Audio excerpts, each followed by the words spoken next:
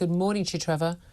Good morning, Julia. Thank you so much for joining us. I mean, this is an incredibly worrying story. Again, first of all, we had all the, he was given no reason why his bank account was closed. Then we had someone at Coutts briefing the BBC's business editor, Simon Jack, saying that he doesn't have enough money. Lots of people pointing out, well, they didn't have the £1 million required in the current account or £3 million in savings accounts that Coutts apparently require, and their accounts weren't being closed. And then we found out it wasn't just Nigel Farage. It was happening to even people like the Chancellor, Jeremy Hunt, family members, the former culture minister, Lord Eddie Vaizey. This is not just happening to one person, but even if it was just one person, should it be legal? Should it be allowed? And is it actually legal? Well, it's not just worrying, it's rather sinister because, as you said earlier, we cannot live without banks these days. We cannot, money doesn't exist on the street anymore. Yeah. So cash is dead, and the only people who have any control over our digital lives are the banks. So if we want to spend money, we have to have a bank account. If we want to pay our mortgages, if we want to pay anything online, yeah, it's all through the banks. If you are cut off from that bank, and indeed other alternative banks, as Nigel Farage found when he approached 10 other banks and they all turned him down, obviously in unison and presumably in consultation with one another, that becomes a very sinister, rather subversive process which is affecting our democratic lives. And this is it, isn't it? And I've got people texting and tweeting in, and very different views. Gary says, companies that prefer its customers to be aligned with its own political views, social outlook and values should set these out clearly so potential customers can choose to take their business elsewhere. Fair's fair. Aid says, surely Nigel wouldn't want to bank with a woke business. Seems like a win for both of them. John says they can do what they want. It's a free country, isn't it? Well, except we don't allow private companies to just do what they want. They can't say, for instance, and we've had all these cases, haven't we? Say, actually, I don't approve of homosexuality, so I won't serve any gay customers. I don't approve of mixed race marriage. I won't serve a mixed race couple or allow them to stay in a shared hotel room. I don't like disabled people. I just won't serve disabled people. I mean, we don't allow that in this country for very good reason. Why should it be allowed? Because someone has perfectly reasonable or even unreasonable, in my personal view, political views, depending on what their views are, to have their bank account closed. Indeed, their lifeline closed. I mean, this is not just sinister, it's secretive.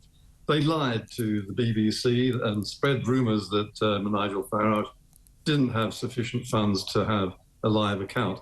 That in itself, untrue. By the way, if that were true, that would still be an outrageous breach of confidentiality. Well, it would. And, this is not a private company, as you pointed out. This is a company which is 39% owned by the taxpayer, you and me, yep, and everybody else watching, who bailed them out during the banking crisis in 2008. And they are not a free agency to pick and choose their customers in the way that they are doing here. Yeah. And they need to be much more transparent. They need to explain exactly why they've done this. They're now hiding behind confidentiality and consumer privacy. But Nigel Farage has come out and explained everything, produced the evidence that they very reluctantly provided under the rules.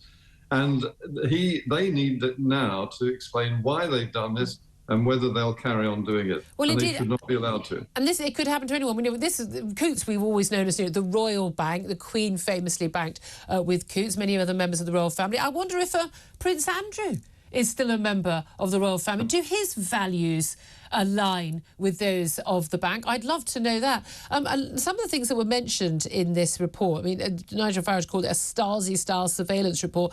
Brexit was mentioned 86 times. Donald Trump mentioned 39 times in this apparent charge sheet. Again, I don't like Donald Trump, but he was the democratically elected president of our greatest, military and political ally. It's an extraordinary thing to think that is something bad. Brexit, by the way, supported by the majority of people in this country, supported by this government. Do they not allow anybody who voted for Brexit to have a Coutts account? But also, just crucially, it's the fact that some of the mentions were things about like these claims made by the Labour MP Chris Bryant, which he has never apologised for and never retracted. He made these claims that Nigel Farage had taken at least £500,000, £500,000 from the Russian government. He made these claims on the floor of the House of Commons, where he cannot be sued for libel.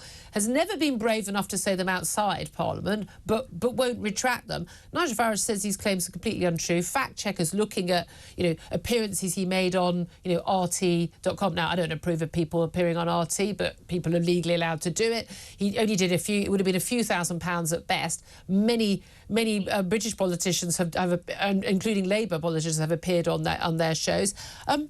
If claims like this, libelous claims, I would say, are being used against a politician like Nigel Farage, now a broadcaster, to prevent them having an account, I mean, that is incredibly dangerous precedent, given that you can be a convicted murderer and still have a bank account in this country. And you will notice that these allegations are made under the protection of parliamentary privilege almost entirely by the Labour Party. Yeah. Chris Bryant is just one of many. Tom Watson and his allegations about Conservatives, which were totally unfounded, and their alleged atrocities committed against young people. They go blamelessly into the House of Lords. Chris Bryant is now Sir Chris Bryant.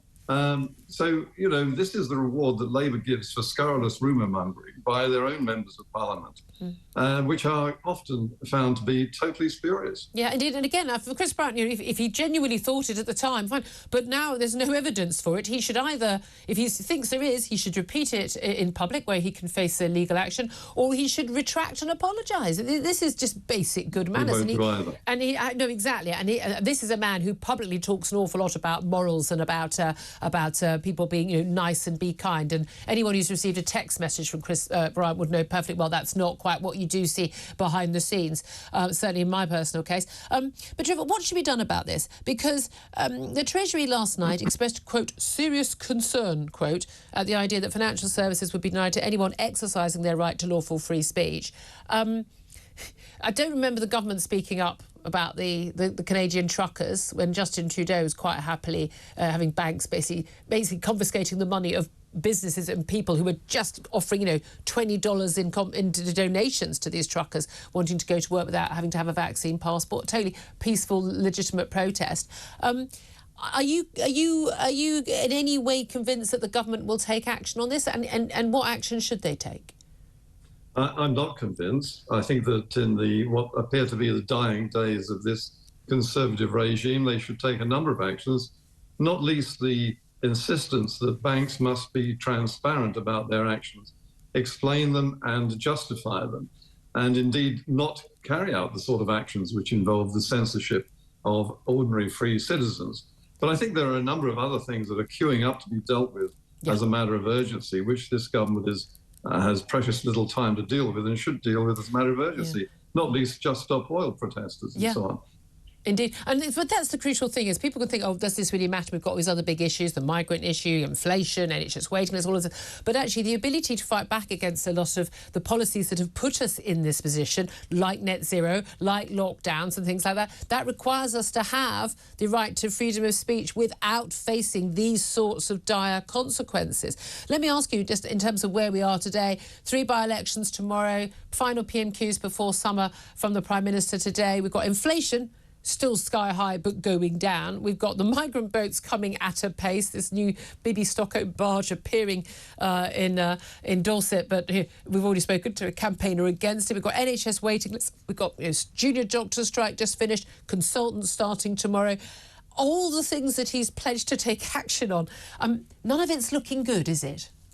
You're painting a very dismal but realistic picture, Julia. I mean, we are facing, I think, not just probably the beginning of the end of a Conservative government, which putatively is in favour of free speech and democracy, but also the arrival of a Labour Party, which is led by a man who I think has demonstrably shown that he is not in favour of free speech and democracy and will curb that free speech.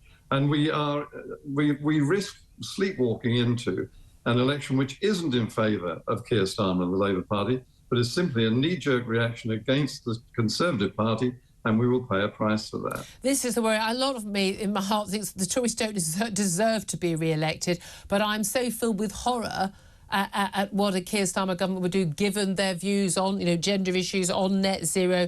They're clamouring for more lockdown. Their views on migration. I think they're totally out of touch with what most people in this country really do think. And again, with even if the Tories might have instincts for freedom of speech, even if they don't enact it, I don't think there's even an instinct for freedom of speech on the left anymore. No, I think this is extremely alarming because what you have already, the evidence of Keir Starmer as leader of possibly the next government, is that he cannot be trusted even by his own side. Yeah. He says one thing 1 minute and totally the opposite minutes later. And that is not just on one or two crucial issues, but right across the range. There's virtually nothing that he stood firm on 4 years ago when he was deputy to Jeremy Corbyn that he supports today. And I think that those aspects will become under closer scrutiny in the run-up to the election, and I think the majority they're hoping for will be much smaller than... I certainly agree with you on that. There hasn't been enough scrutiny. Trevor Kavanagh is always good. I mean this in the nicest way possible. He's been around a long time. He knows what he's talking about. Political columnist at The Sun, Trevor Kavanagh, thank you.